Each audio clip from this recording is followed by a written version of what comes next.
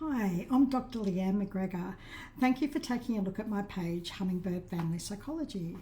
So today I'd like to talk a little bit about why I named my practice Hummingbird Family Psychology. So I'm going to show you my brochure to help explain a little bit of what I'm talking about. So this is the logo for my practice. So first of all, what you can see within the picture is some birds. Whoops, it's hard to get the right, I'm looking at myself backwards. Some birds flying around the top of the tree. So this represents hummingbird, the hummingbird. So hummingbird for me is a very unique animal, a unique bird in that it can fly in many different directions, has enormous speed and is quite industrious. So I like to think as the hummingbird as similar to our mind in that we have thoughts that go racing through our mind, and it goes very quickly, and a lot of times we aren't aware of what we're actually thinking. So what's really important to do when we're busy in life is to be able to ground ourselves. So how I like to look at this is the tree in my logo.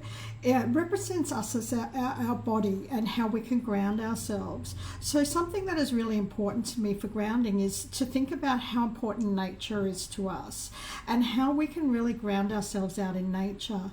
So whether it's out in the bush or up in the mountains or at the beach or by a river, it's really important to be able to just sit and be in the moment, take shoes off, and to really be present within nature. So this grounding exercise with the tree, which is within my logo, is that we're reaching, the branches of the tree are reaching up to the sky and reaching up to the light of the sky, whereas the legs and the feet are grounding into the earth, just like a tree with its roots. So it's really grounding for us. So the other part that I'd like to talk about that I find really important, and I'm about to show you another part in my brochure, is taken from Sigmund Freud. So for some of you, whoops, which side do I want to go on? For some of you, you may or may not have heard of Sigmund Freud. He's the grandfather of psychoanalysis. So a lot of people think of Sigmund Freud when they think about psychoanalysis, psychiatry, or psychology. So one of the things, Sigmund Freud, there's a number of things that he was famous for, and there's a number of things that he was rejected, some of his theories that were rejected, particularly those of a sexual nature that he had. But back in the day, he used to say that mental illness was women having hysteria. And he used to do a lot of psychoanalysis with women and saying they had hysteria. But one of the things that I've really taken from Freud that I love is what I've got here, which is the iceberg.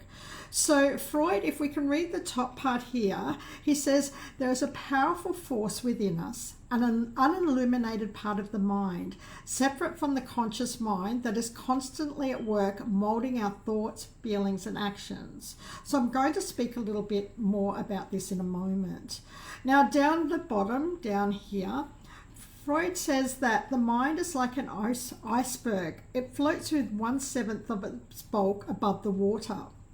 So what he's meaning here, and as you can see in the picture that I've got here on my brochure, is how the mind is represented by the iceberg.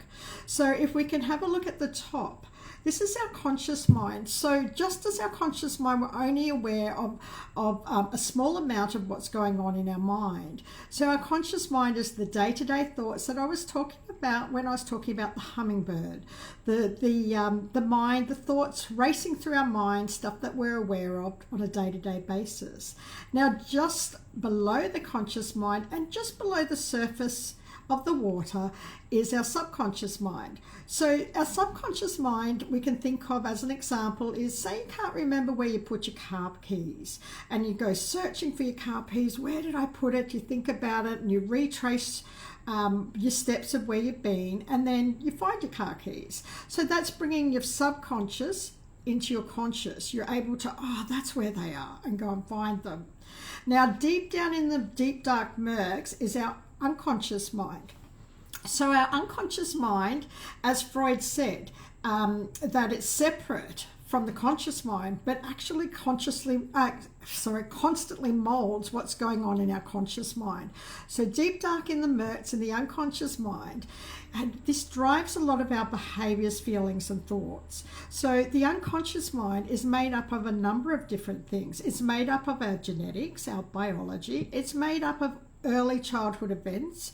It's made up of any traumas that might have been experienced and other events that happen throughout our life. So it all accumulates, and these events all contribute, and our biology to interact and to form what happens in our conscious mind.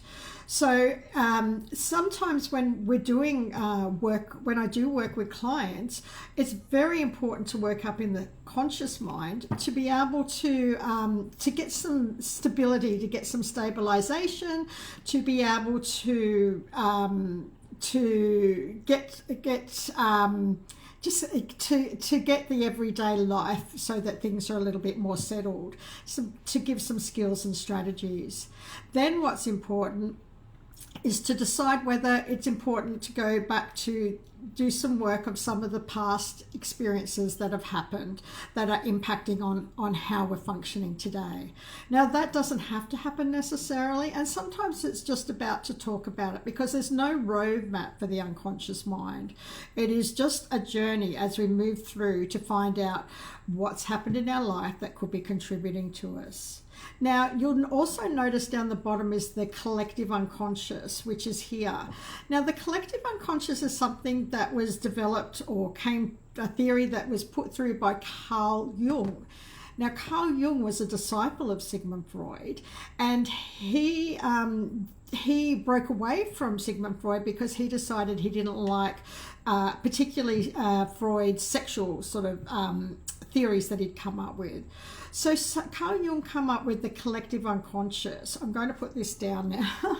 So the collective unconscious is something that that is just a general knowing. So, for instance, in society, it's I guess based on particular societies. So within the Western world and the Western society, how is it that we know when we're born that we're meant to go to kindy, go to school, to have boyfriends or girlfriends, and to drive a car, Christmas, all of these things? It's just the collective unconscious.